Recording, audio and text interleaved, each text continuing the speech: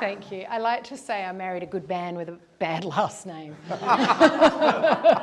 And I'm still married to him, no matter how hard I try to shed that last name.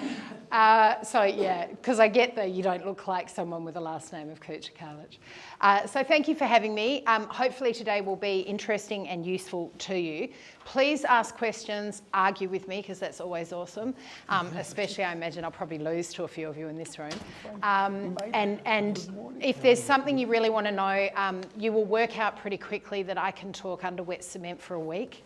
So there's quite a lot of content in here, and I've got more. So if there's something specific you want to ask, just have a go and we'll see how we end up. I think the thing leading with that sort of fundamental belief of people work for people, they don't work for organisations, and people buy from people, they don't buy from organisations, is kind of the fundamental premise of what we do.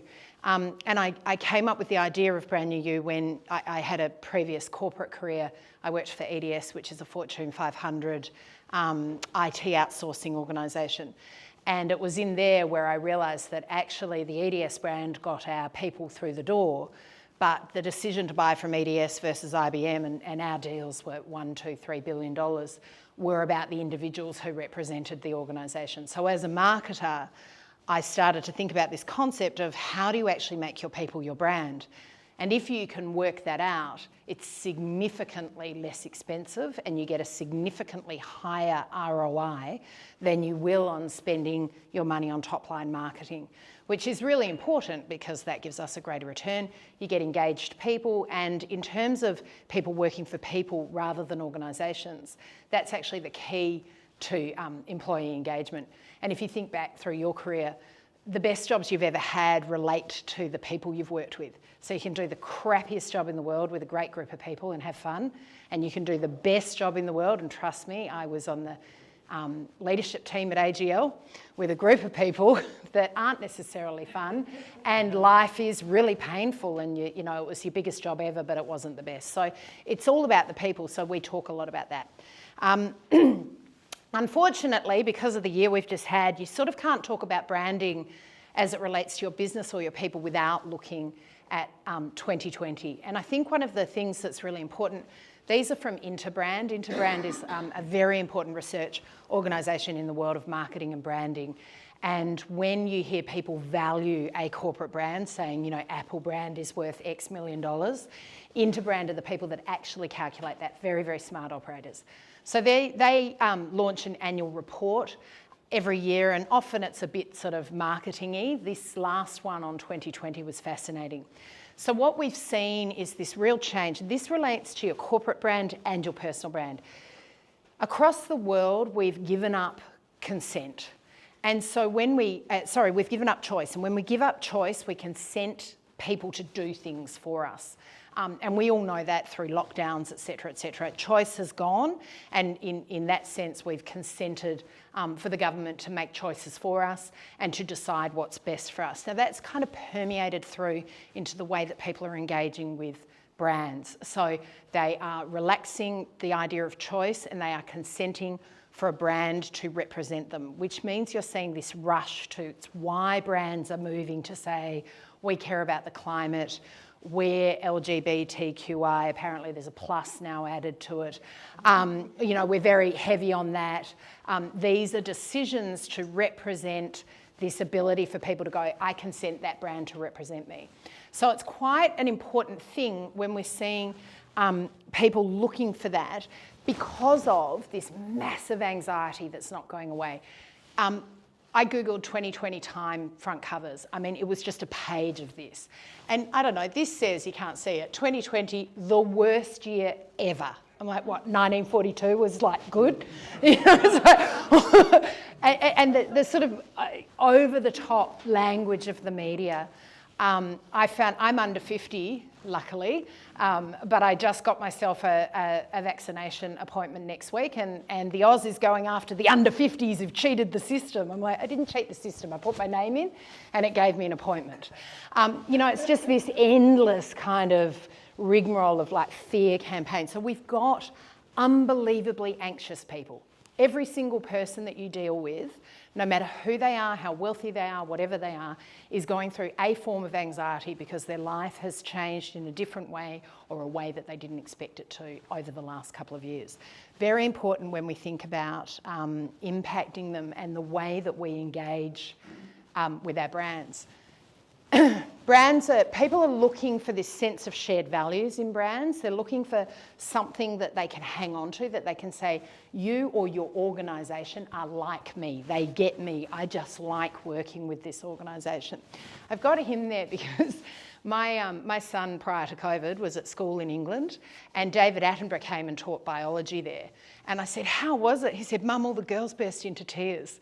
And I was like, you're kidding me. He's 90-something, and he still has this incredible... And I did this presentation to Frensham girls a couple of months ago, put this slide up, and the whole room went, oh! This man has one of the most unbelievable personal brands in the world, and it's because he's endlessly passionate, and passion is unbelievably attractive to human beings, whatever you're passionate about.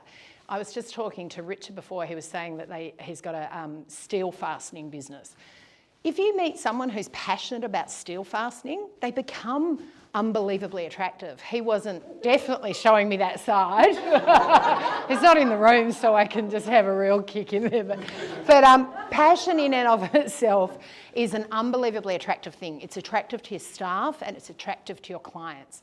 So it's really important to kind of always remember, some of us get funny about the things we're passionate about, but I want to buy my steel fastenings from someone who just loves steel fastenings. I don't want to buy them from someone who goes, oh yeah, I'm just doing this because it makes me lots of money. So we're looking for this all the time in this idea of how do I create this emotional engagement with a brand. The other thing that's, because I know groups like you like sort of 3 dot points to take away into brand talked, this was their sort of prediction of this is more as it relates to corporate brands, but absolutely will relate to your personal brand. Those that will be successful in the next few years are those that show courageous leadership, standing for something and being prepared to suffer for what they stand for. It's really important. If you have a brand that is successful, you stand for something, and that means not everyone will buy from you, and that is really good. I am unbelievably proud of the fact that Telstra will not buy my services. I do not think that Telstra is a good customer service firm. I don't think they've ever mastered it, and I don't think they deserve to be in business, and I wouldn't sell my services to them. And they don't value what I stand for either. So it's okay, and it's people think I'm brave to say that, but I'm really glad that I don't have Telstra as a client. Other clients I'm really proud of. Inspired engagement's really important, so looking about this idea of creating conversations, and particularly with younger generation, those that are sort of under Gen X, the millennials and onwards, that's all they want. They are just looking to communicate and engage. And then finally, relevance, making the choices really meaningful. I mean, these guys have really led with something very strongly. Nike, Patagonia, those kind of organisations. You don't necessarily have to be that full on, but Patagonia has absolutely carved out a space for themselves and been prepared to make enemies in so doing. This concept of people looking to participate in your brand, and then this idea of coherence. So what do I stand for, and how do I amplify that? Because when you start to stand for something, and it doesn't have to be I stand for climate change. It can be I stand for great customer service. It just kind of amplifies everything that you do, and it enables you to carve out a space in that. So that's kind of the setting of where we've been in the last year or so, on the back of, and kind of the impacts that we're seeing in our world on brands and how we have to communicate to people. I'm going to step in and kind of bring that into what that means for you as a personal brand. So there's kind of 3 elements to a personal brand. Bezos describes it as the words people use to describe you when you're not in the room. So if you start to think of what's that kind of impact that I want to leave, distinctiveness is really important. So that relates hand in hand with being authentic. So when you are you naturally stand out because there's no one like you. Authenticity, humans actually, am I allowed to swear in here? Yeah. Yes. I think I probably already have. There is genuinely, psychologically, a bullshit filter, and humans really have it, and Australians actually genuinely have a better one. So we know, it's been tested and measured. I kid you not, it's a real thing. Yeah. Yeah, I'm the bullshit filter.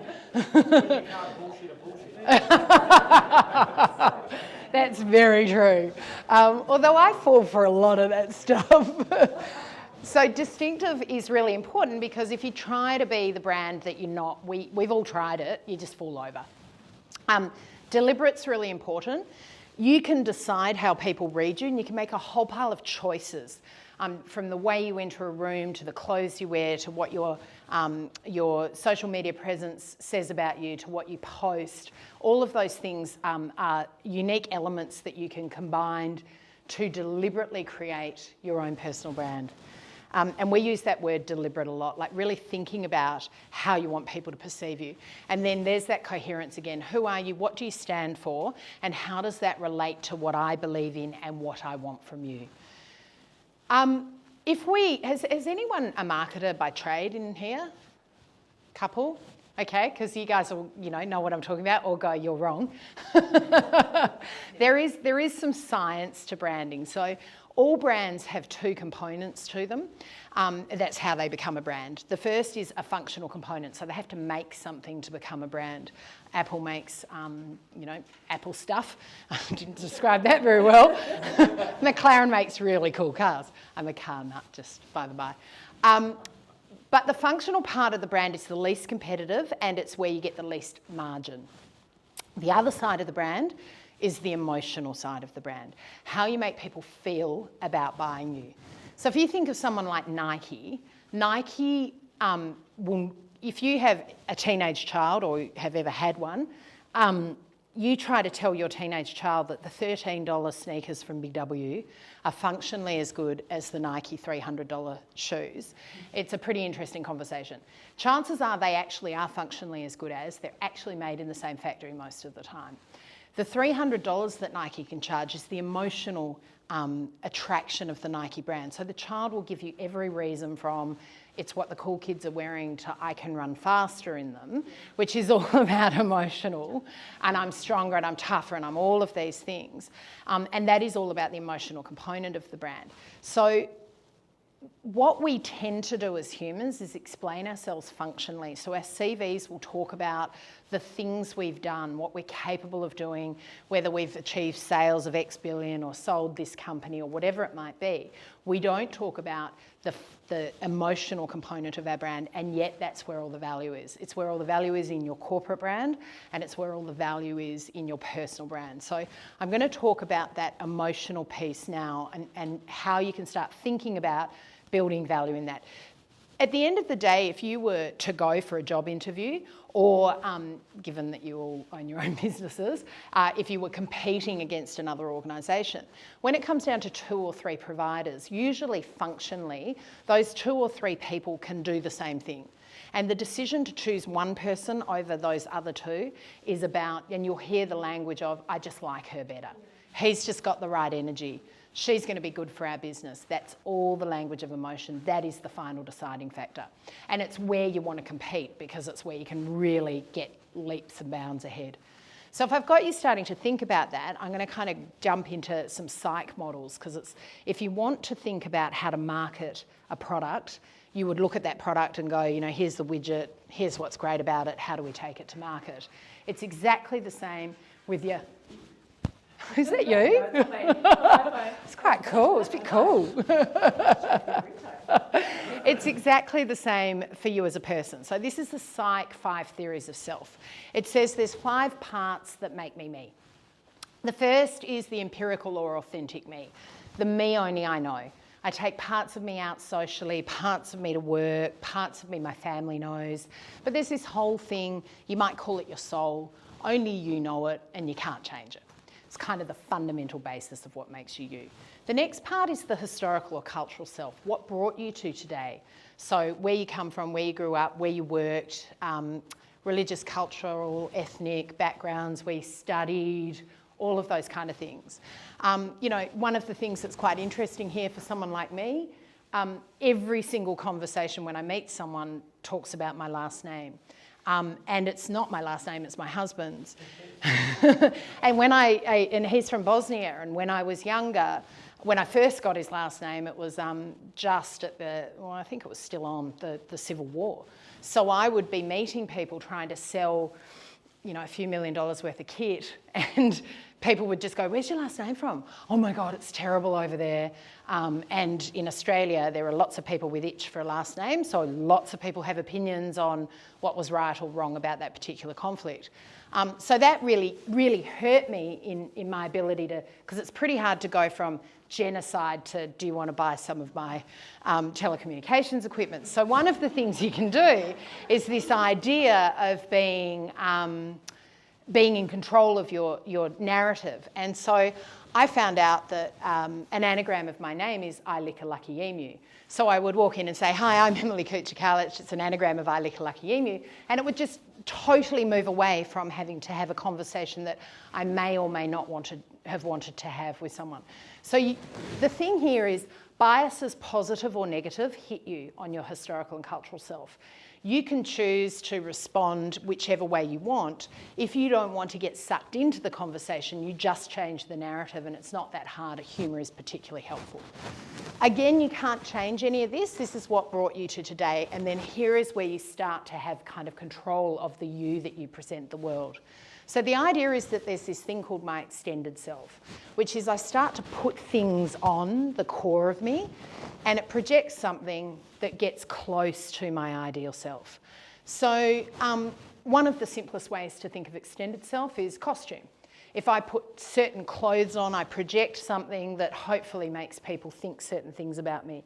And a really simple way to think of costume is sport jerseys.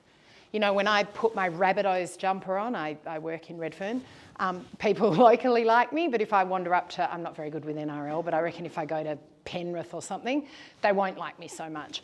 And in parts of Europe, you wear the wrong jersey into the wrong area and you can get physically hurt because that jersey projects certain things about you. The extended self is really big, right? Really big. So it's your children, your family, your business, the people that work for you. So like it or not, the people that work for you are part of your extended self. So when they do something really good, you benefit from it. And when they don't, you are equally wearing it. Who's your guy? Why did he do that? That kind of stuff. Or she's part of your team. Why is she behaving so differently to everyone else? She's yours. So the extended self is really big and broad. And the psychological term is cathextion. We actually cathect things to us, right? So it's why divorce is so painful, because when we marry someone, we embed them, when we choose to partner with a person, we embed them so deeply, it's like we cathect our arms. So it's like we actually physically attach something to us. So when we remove it, it's like being amputated. So this extended self is incredibly psychologically powerful. And what I was talking about at the beginning with firms in terms of corporate brands, this is what I'm talking about when people say they want, consumers are looking for a similarity. They want to attach that brand to them. This is what luxury brands live and breathe on. I'll make my brand so attractive that you will do anything to carry a Louis Vuitton handbag, and literally it becomes part of who you are. And luxury brands live and breathe in this world. But ideally, you want your customers to think of you as an organisation and as a person as part of their extended self, because that cathextion occurs, and you don't lose for price then. You never will. If someone's cathected, it's quite a weird word, but if they have attached you to their extended self, you won't lose on price. You'll lose because you let them down or because you did something that actually hurt them. Any questions on that, about any comments or anything? No? You probably know all this stuff. It's like this person came in and told us what we knew. But I've got nice slides. Okay, in 1920, Edmund Thorndike, who actually taught Sigmund Freud psychology, So this is all new. He, 1920s, not, oh, it's 100 years, came up with the concept of biases. We talk a lot about it in the corporate world. This was the test that he created, and no one ever anywhere has failed it. So I'd like you to meet Alan, who's intelligent, industrious, impulsive, critical, stubborn and envious, and Ben, who's envious, stubborn, critical, impulsive, industrious and intelligent. You've all worked out the words are the same. Without fail, everybody likes Alan better than Ben. Have we got any Bens in the room? Any Allens? No? Okay, that's good. No, but it's true. It's been tested. No one likes Ben, and if you do, there's something wrong with you. Okay, and the reason why is because Alan leads with his strengths. Humans place exponentially greater, and it's mapped, exponentially greater importance on what we see first, and we have a halo effect. So what happens is Alan's clever and really hardworking. When we get to the first potentially negative character trait, these apply a positive bias. So we go, oh, he's so clever, he's so hardworking, he's not impulsive, he just fires ideas off all the time. And he's not critical, he just doesn't suffer fools. So we kind of forgive him because he's led with his strengths. Ben is envious, stubborn, critical. Most of us are like, I'm done with Ben. If we push through, by the time we get to the first positive one, he's hard working at being envious, stubborn and critical, and it's a sinister intelligence. Watch out for him. He'll get you. So you want to think, you've got to have not only lead with your strengths, but realise that when the strengths are in front, they will colour everything that comes after as well, and influence by the time someone does see your weaknesses, they'll have a positive impact on it. So pop quiz, how long does it take to make a first impression? 3 seconds? It's way less. Yeah. Sorry? Yeah, it's 0.1 of a second. So about 5 years ago, psychology's just taken this incredible tick up because there's a thing called an fMRI machine now, so we can see what the brain does when we react to people. So they've just measured in 0.1 of a second, humans can detect 3 things to 90% accuracy across the human race, and they think it's what makes us an apex predator. We can decide whether someone's trustworthy, whether they have power, and whether they're kind. And we can do it to 90% accuracy. We're really, really good at it. And if you take it, because our brains aren't actually that evolved, if you take it right back, I think it's, we're meant to go, oh, person from other tribe, they don't look good. Let's get our clubs out, or person from other tribe looks nice, let's reproduce with them. So we're quite simple creatures. So if you think of just the way you walk, right? So if I came out here and went, good afternoon, Kucukalic, it's kind of nice to be here, thanks for having me, right? Do you trust her? Has she got any power? Is she kind? I don't know, I just feel like I need to put her out of her misery sort of thing. Versus, hi, Kucukalic. Who likes her? She's got power, I don't trust her, and she's definitely not kind. Just the way we physically walk in a room, the way we move into a Zoom call, the way we hold ourselves. We were talking about a client today, and he is unbelievably good at what he does. He comes across as arrogant because he sits like that in Zoom calls. It's really simple because we're so visual. Someone who does that all the time, no one likes them. You're just going to have to go that way or something. So you've got to think about this all the time because we're very, very visual. The largest part of all the 5 lobes in the brain is the occipital. So it's the biggest part of the brain. Humans see things and they make a whole pile of assumptions about them.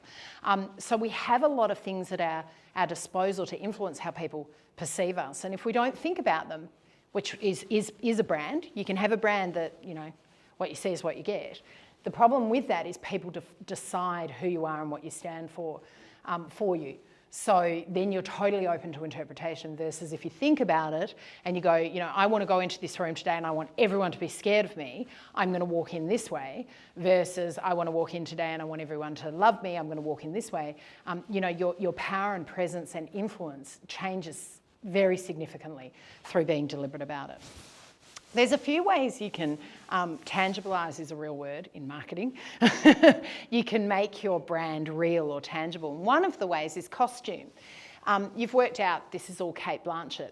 We've actually played, brand bingo with this. If I define, and it always turns out the same way, if I gave you a few scenarios and said pick the Cate to help you in this, we pretty much get the same answers. So if I say to you, you've got a 2-year-old child that needs to be taken care of today, most of us give it to teacher-looking Cate. If I say to you, you've had a bumper year, you've got masses of money, you might want to look at investing it, most of us go to accountant-investment banking-looking Cate. If I say to you, let's go out tonight and just run amok, most of us head off to her. And if I say, let's go and help someone who's less fortunate than us, most of us turn to her to help her. We don't know anything about them. Their costume is dictating a whole pile of things. And in the world of Zoom calls, so is their background. Backgrounds are unbelievably important when you're doing Zoom calls. Don't forget that. People who think that it's really clever to stand in front of a white bored, you're just boring. So fix it. The other thing that's really interesting is I could take this further. I could say to you, circle who votes Liberal, circle who smoked drugs at uni, circle who has a degree, circle who has children. And we would just constantly get this pretty similar response because costume is such an important thing to use to dictate what you stand for to people. So it's a very powerful tool. The other thing that's really interesting, this is a really, really good tool to take away. It's kind of random, but it's very powerful. We like the Cates who've got her mouth open more than the Cates who've got her mouths shut. And I'll explain to you why. It's a really good tip for when you want to have presence and influence people. When we keep our mouth open, we maintain a connection with someone. And the reason why we do that is we aren't actually meant to close our mouths. If you close your mouth, you will notice that we use muscles to close our mouths. When we read people, we read physical tenseness. So that's what we're doing. You know, when I was doing the walking in different ways, you're reading my body's muscles doing things. So someone who has a mouth slightly open is open, literally, and perceived as open. And I'll show you, because it's quite obvious with me with my big mouth that's red. If I say, good afternoon, Coraggio, thank you very much for having me, any questions? Thank you for coming, any questions? That person you will ask more questions of. So it's a great tool in negotiating. If you don't want to move on a price, close your mouth. If you are open or you want them to move on a price, is that really your best you can offer? It really works. It's really powerful. And if you think about it, it can really help you with altercations as well. Like, evidently, sorry, you're with children. Totally. I do it to my teenage son all the time. Really? Is that all you've got to say? But even it'll make him, you know, how was school? And if he goes, good, and I go, okay, that's it. But if I go, really? And just keep looking at him, and then he goes, oh, okay, well, I'll tell you something. So it is very powerful. And because the closed mouth closes the conversation. So we tend to like people with their mouth open more. So it's a very powerful tool to use. But not like, okay, because that's kind of weird. But I tell you something, you will notice this now, very, very good actors, it is like acting 101, they're taught it. And that's why she's doing it. Because the mouth, and it's why masks disturb us so much. We think we see what's going on with the eyes. We don't, we see the mouth. So because she's such a good actor, she would have been told to look seductive here. So she's used her mouth. She would have been told to look, you know, angry or stern. It's all in the mouth. It's not. So the mouth is actually where humans read a lot of who someone is. So, you know, being this, I mean, we call it resting bitch face for a reason, right? You know, it's not like we can't read that person.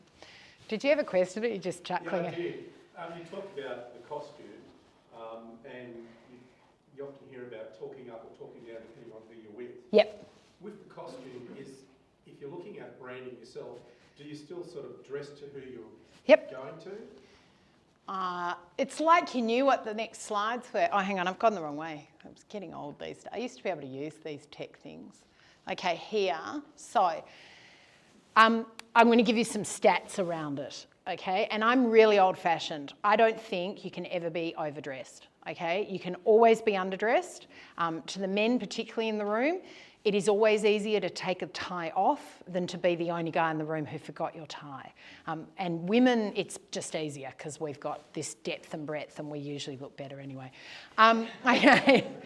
The most important... Yeah, that's right. Well, not for me. Speak for yourself. It's just the lady with the bad chin that's walking around like that. I don't think it's bad, but you nominated that. Yale did Yale did a really seminal piece of research that's kind of the most, there's bucket loads of research into this, but this was really interesting. They had 128 men aged 28 to 32. They had a third. Does 128 divided by 3? Anyway, roughly a third. And they had a third in sweats, you know, leisure wear, a third in suits, and a third in what they'd arrived in. So I suspect sort of like what you guys are wearing, whatever you wore to the session. They had to negotiate a financial outcome. They were pitted against each other. Across the board, the people in sweatsuits lost 2.8 million. The people in what they arrived in lost 1.83, and the people in suits lost $830,000. The reason being, when we are wearing formal attire, that means something. It's got to mean something. So you can't be wearing your Darth Vader suit. It's got to have like a social meaning. We psychologically behave differently. So when we wear suits and formal attire, we have bigger picture thinking, proven. We have the ability to not sweat the small stuff. And we have greater perspective. There's a couple of other dot points that are fascinating on this. If you're interested in this stuff, a guy called Dr. Adam Galinsky, who's a professor at Columbia, who does negotiation, influencing, all that kind of research. He did a piece with Harvard and Yale students, held everything equal, and put one group in two rooms. One group they were all given white lab coats. One group were told that they were painter decorator coats. The other group were told they were surgeons. Surgeons did 20% better in tests. Same thing, this is my best one, being a car freak, group of men. In men, when they get testosterone increases, they perform better. They make decisions faster, they're quicker, unless the testosterone goes too high and then they're just stupid. But there's this really nice, but it happens in women too, but it's harder to measure in women. So they got a group of men, they put them in Toyota Camrys, the cars were speed limited. They drove a set route at a set time of day, zero change in testosterone. Same group of men, 911s, that's a Porsche for those who don't know what cars are. It's a good car. Speed limited, same time of day, same route, 80% lift in testosterone and performance. Because it wasn't because the car went faster, it was because of the social meaning of it. So when we don things that mean stuff, it's why the military does what they do with, if you've got to send someone in to potentially die, they have to feel like they are somewhat invincible. And so that's why their uniforms are so, it makes you walk differently. If you've got proper clothes on, you physically stand differently. So it really matters. So what does your outfit say about you? That I'm awesome. That I'm good if we, like, it's a personal buoyancy vest. I'm trying to match the brand that I'm presenting for. My number one strength is fun, humour and playfulness. My number two strength is learning and love of learning. So this is a Brazilian graffiti artist called Bongo. So I've got a story and I do think about it all the time. And also, I've been asked to come in and present. Presenting means entertain as well, right? So colour is very helpful. So that's part of it as well. Hand gesture, especially when you are sitting around the table. How important, we talk about the mouth, talk about the dress, how about the hand gesture, the positioning, is it any meaning? Stillness is power and people with presence are still. So hand gesturing, it's that idea of being deliberate. So deliberately hand gesturing is very different to going, oh, great question. So it's about if you're doing it on purpose as opposed to you're just nervous. So if you're a nervous hand person, the best thing to do is hold a pen. But those, I doubt we've got any, or you might be, back row, the people who do this with their pens, I mean, oh my God, you just want to stab them in the eye. Do you do it? You look like... Oh, yeah, well, there's that too. I remember watching those kids in exams. They always did it in exams. Like, stop it. So hand gestures, it's all about people with the most presence only move because they mean to. So if you think of someone like Obama or, that he would sort of come in and he'd take his jacket off, and Trump did it quite a bit too, because whatever you believe in those kind of characters, they all have presence. It's that real kind of movement because you mean to. You don't waste movement. So that's your hand gestures are... So my background's Italian, I should tie my hands up before... Well, it depends what you're doing. I remember when my son and I, last holiday before COVID, we were in Sicily, and we literally just got there and these people were going, and he's like, they do that, Mum, they really go. But again, it's deliberate, so maybe if you want to be giving off that kind of friendly Italian, it's that idea of being deliberate. So. Yeah, exactly. And it can be warming and it can be kind. It can also be considered potentially less powerful. So it's about thinking about who I am and how I'll read that. And then there's certainly, because I know there are in my husband's culture, the Mediterranean cultures all have this, there's certain hand gestures that you don't do unless you want to have a fight. So, it's knowing those and thinking about them. So it's about what you want to give off rather than, it's that coming back to that deliberate. So you might want to do that, to be passionate, but you might be presenting to someone who's got no time for passion. Does that make sense? Yeah, it does. Great deal. Can I just ask you on this presentation though, so picking the right audience, you think about the millennials and, if you turn up in a suit or a dress, you're laughed at. So how do you sort of, reconcile that, the power or, being read in a more positive way versus making sure that you pick that audience? Yeah. Core to your costume, and costume's always great because because you realise when you start talking about it how important it is. So core to your costume is, what matters to you. So dressing to fit in with millennials, if you're just not cool, is the worst thing you can do. Like putting on millennial clothes and not knowing what a meme is, Exactly right. And in general, generations don't like people crossing over. They respect people staying in their swim lanes. So my advice would be stay where you are and be who you are, because there's value in that in and of itself. Because again, you're not being authentic. And if you start to kind of don costumes that don't work, you just get found out. We were doing a session with Credit Suisse equity analysts, and they were telling us this story. They got a remit to list a startup, and the bankers were like, cool, and they rocked up in the polo necks and the jeans, and they didn't get the remit. And they said, what did we do wrong? And I was like, well, the person who owned the startup was the cool guy. I don't want my bankers to be cool. I want my bankers to be like, exactly, I want my bankers to be bankers. So that's the other thing. What is it you're trying to project? So to the gentleman, he obviously didn't like my answer, he's gone. I'm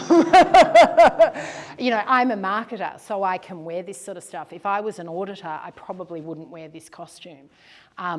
Because you probably don't want someone in bright orange graffiti scarves auditing you want someone who looks like they're an auditor. So there's a costume for the actual role, and then there's a costume for you too. And so... So we sometimes sell the transport companies as Yep. an IT business. Yep. And they have a natural distrust for IT business. You turn up looking like Harvey here. And there's even further distrust. Yeah. This 19 wanker. Yeah. As opposed to trying to be a little less formal and be a little more relatable Yeah. to them as well. Yeah. Yeah, so it's a real blend thing, and it can get, I mean, we've all made the mistake. We've all turned up as the IT wanker at a transport place or the transport place. We've all done it, and you can't always get it right. Oh no, he's back. I thought I'd upset you. So any other questions on costume? I'll just go back to this slide. I'm done, aren't I? I can talk forever. When do I? Yeah. Sorry, one more question. Yeah. Take Richard's time, by the way, please.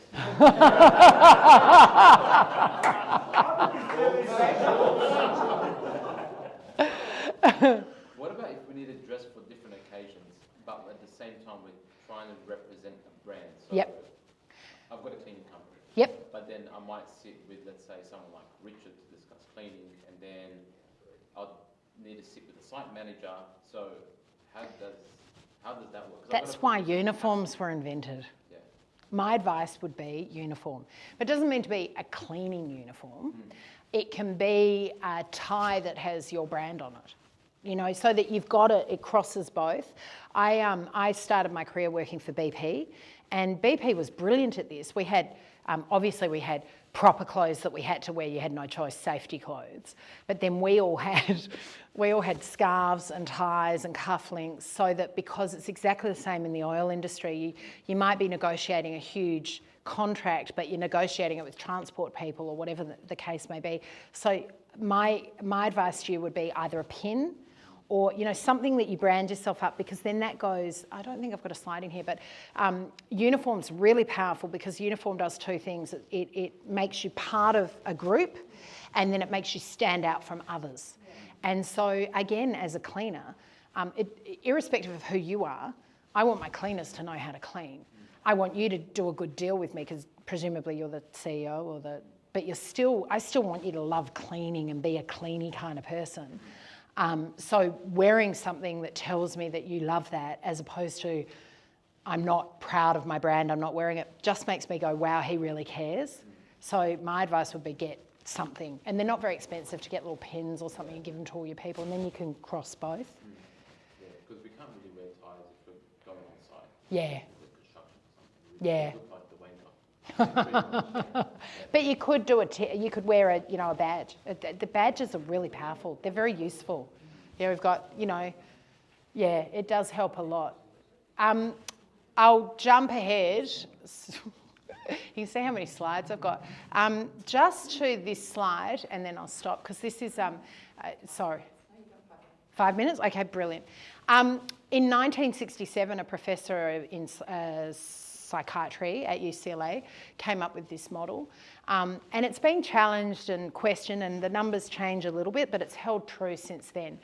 And what he was doing is he was trying to work out the science of liking. And why did he care? Well, we know when someone likes you, they will buy from you, they will trust you, they will forgive you, they will be inclined to let you lead them, join their team, etc. Humans have a binary decision maker in our brains. We just perpetually go, I like tea, I don't like tea, I liked her, I didn't like her, I like orange, I don't like orange. And that's how our brains work. It's very IT guy, it's just straight up zeros and ones.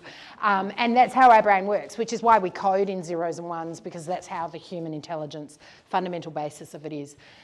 So how do I impact, and how is there a science to liking? Well, what he found is that my ability to make you like me is based 7% on what I say, the content that I deliver, 38% on how I say it. So that's not accent. It's just the way that I speak, and I'll touch on that quickly in a second. And 55% on my physical presence. So we've kind of talked a bit about this in terms of costume, the way you move, the way you hold yourself. Importantly, they're not mutually exclusive. They are cogs. So it doesn't mean your content doesn't matter. What it does mean is if this is really strong, everyone will listen to this. And when they don't gel, David Beckham, awesome football player, physically easy on the eye. I don't know if you've ever heard him speak. The brand falls apart. He's still very successful though. His brand's odd. She does a lot of the speaking. It's like, shut up, David. Trump. Trump was really powerful here, and he got to where he was because he was so strong here that whereas Hillary went head for head going on this, and this is so much more powerful. So they need to work together. The thing with the 38%, which is really interesting because it's very big, most of us, please tell me you do, think about how we dress every day. We have a shower, we brush our hair, which is every day. Like, we spend money, time and effort thinking about this. Most of us don't think or spend money, time or effort about our voice. And in Australia, this is really important because we do a few things. The first is the high rising terminal or high end inflection. We've actually exported that to the UK with Home and Away and Neighbours. It's true. And The Guardian found that you are 30% less likely to make it to the next round of a job interview. And it's when we do that. Hi everyone, my name's Emily Kucukalic. I'm from Brand New You. It's really nice to be here. Personal branding's really important. And I'm going to hold my own hand. And she's really nice, but do we have to listen to her for a whole hour? Even our Prime Minister does it. It's more pronounced in a female voice, but we high-end inflect all the time. Linguists think it's because we come from an egalitarian environment. Americans and English don't do it. So you want to really be aware of the high-end inflection, and you want to inflect deliberately back to that point. So I largely don't inflect, and I feel very uncomfortable in large groups of mothers. And so, so when I go to those groups, I'm like, hi, how are you? Because it makes me fit in. If I walk in and go, hi, they all just go, oh, we really don't like her. So being really deliberate can be really powerful. The other thing Australians don't do, and again, this is all real linguistic stuff, we don't open our mouths. So linguists truly think it was to avoid flies. So Australians do. I kid you not. This is all real. I'm not making this up. I do a lot of reading. Australians tend to talk a lot like this. So for anyone who didn't grow up in Australia, and I'm going to look at you, you probably arrived here going, I can speak fluent English, that's not English. Because we're all just standing there, and we all know what we're saying because we're just not moving our lips, etc. But it's not the voice of authority. And then if you combine that with a couple of high-end inflections, it's like this, kind of conversation that goes on. And then the third thing, am I right? Did you? Yeah, what? And you go out into rural areas, it's like I don't know what they're saying. And then the third thing that's actually really terrible, and linguists have absolutely attributed this to the Kardashians. It tends to be millennials and younger, and as soon as I do it, you will all know people in your firm that do it or in your family. It's called a vocal fry. And it's when they just kind of fry how they're talking. I was thinking we should go out and do some IT. Research has found people who demonstrate the vocal fry are considered significantly less intelligent. So it's really important. It is, guys, I know you're all laughing, it's real. The vocal fry is real. So what you want to do is, you can't eradicate it, it's tribal. So, go to the pub and watch people who are under 30. That's how they talk, even the males. So you've got to let them be tribal.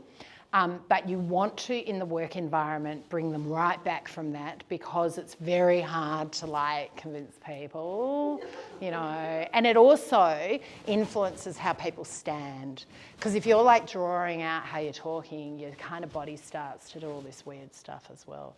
So it is an important thing, and I might end on that.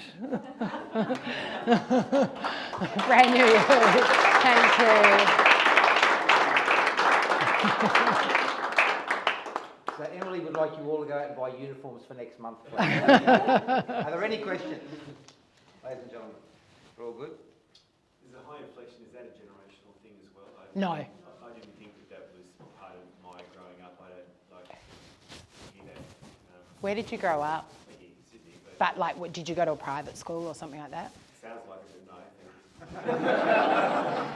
No, not in particular. I've only noticed it in the last several generations, maybe people 40 and 30 under. Do you mean the fry or the inflection? No, the inflection. So what's your name? Could you say, hello, my name is, and tell me what your name is? Hello, my name's Peter. Oh no, you did it well. You're unusual. Most people will go,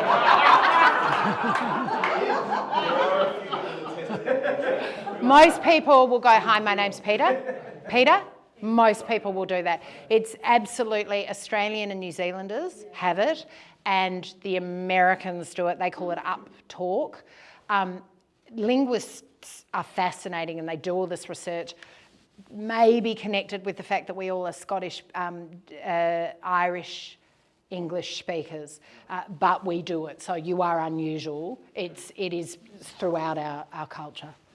So you're just, perhaps you had a parent that beat it out of you. Did you have a question at the back? Yeah, overdoing it. How do you not overdo it? You're asking the wrong person. Yeah, I'm like, I don't know. What do you mean by overdo it? Well, there's a line there between, you know, a limit or a line. What should be examples of not overdoing it in terms of your appearance, like you said, whether it's, you know, your jacket or your shirt? It's rarely the costume, it's usually the way you walk.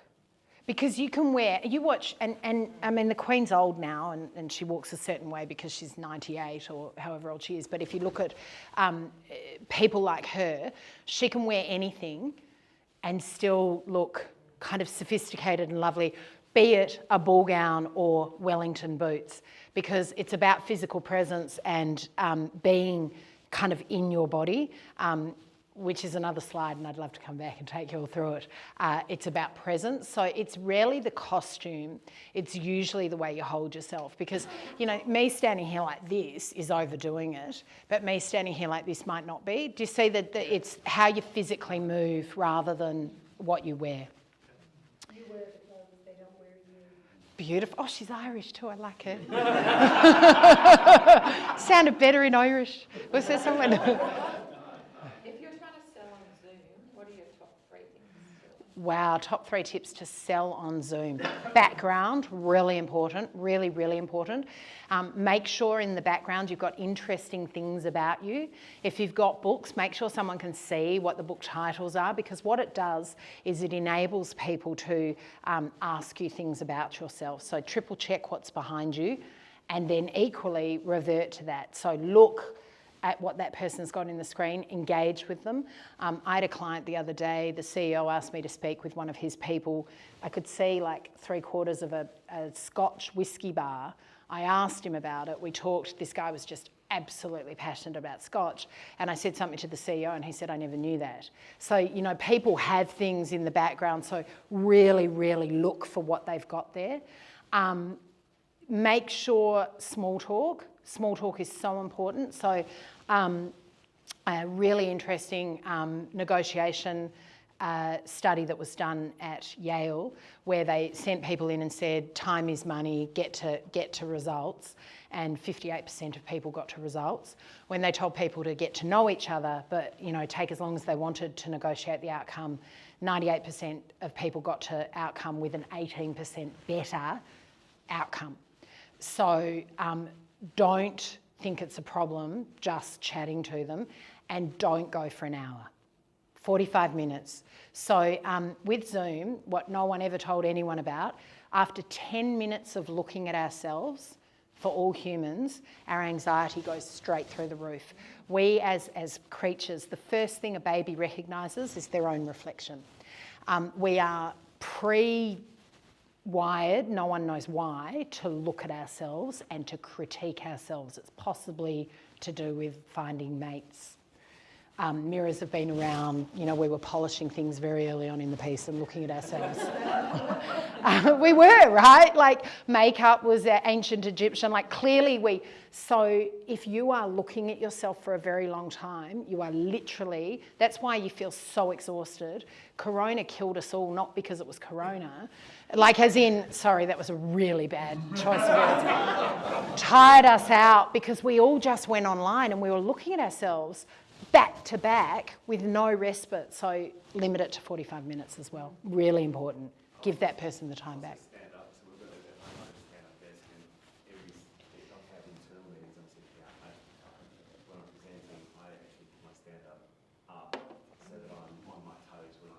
Yeah, it keeps you more energetic. That's a good point. There was a question. Like with the uniform or the dress, when you're speaking with different people, like I'm an accountant, so I'll be talking with the tradie who works out the back of the unit, I'll be talking to a corporate. Has it been proven, should you keep a standard ground across all levels, or is it proven to be more effective to talk at their level, or to, you know, depending on where they're at? I think two things. The first is that the tradie still wants you to be an accountant. Yeah. And my dad's a carpenter, and he's one of the cleverest people I know. And I have seen so many people talk to him like he's really dumb. And it's, you know, really offensive. And lots of tradies are very, very smart people. They just didn't go to uni. So I would keep the language. The issue with an accountant or with any of those kind of professional services is not using the language that only you know. So no one likes basis points. No one. Only investment bankers do it, and they do it to go, I know what a basis point is, you know, and margin spread and all that kind of stuff. So if you just make sure you use language that's universal, and then you're good with both, does that make sense? So I think it's more that, it's more, and you know, and perhaps don't say EBITDA, perhaps say your profit before we pay for depreciation on your assets. So the issue is often the assumption that people understand, and that's where you'll have the tradie feel uncomfortable, because he or she may not know what EBITDA stands for and may feel dumb, but they know what earnings before the depreciation costs of the assets are. Does that make sense? Yeah, this is probably from my wife's benefit, but I love wearing... Is that your wife next to you? I love wearing jeans, black t-shirts and a hoodie. Do I need to grow up?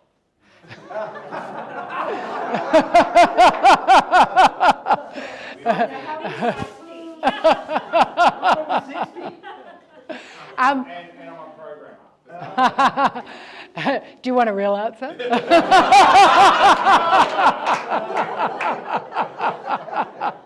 Look at that, no. One person happy and one Do There's a question over here. Sorry. What car do you like to drive? Oh, I've got a 997, which is about a 15-year-old or 10-year-old 911. So Porsches. I've got a 10-car garage if you want to have a chat, but it changes daily. I'm on the board of the Australian Motor Heritage Foundation, so I've actually got keys to Eastern Creek. The only woman. That's it. Sorry, lucky last. Yep.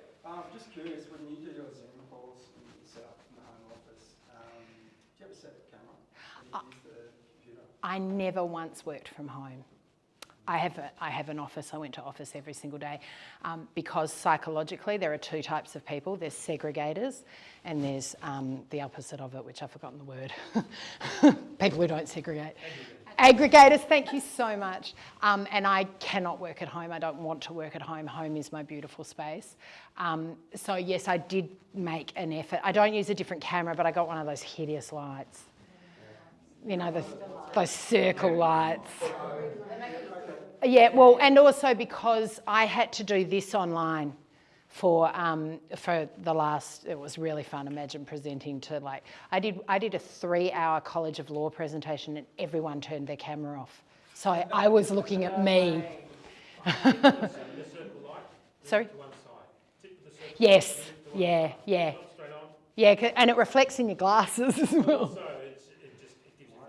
Yeah, I've got it on the side, but they're really good because they just make you look, and they're like $20. They're really daggy, but they work. Thank you. Any questions? Lucky last, Joey. Ladies and gentlemen, Emily. Thank you very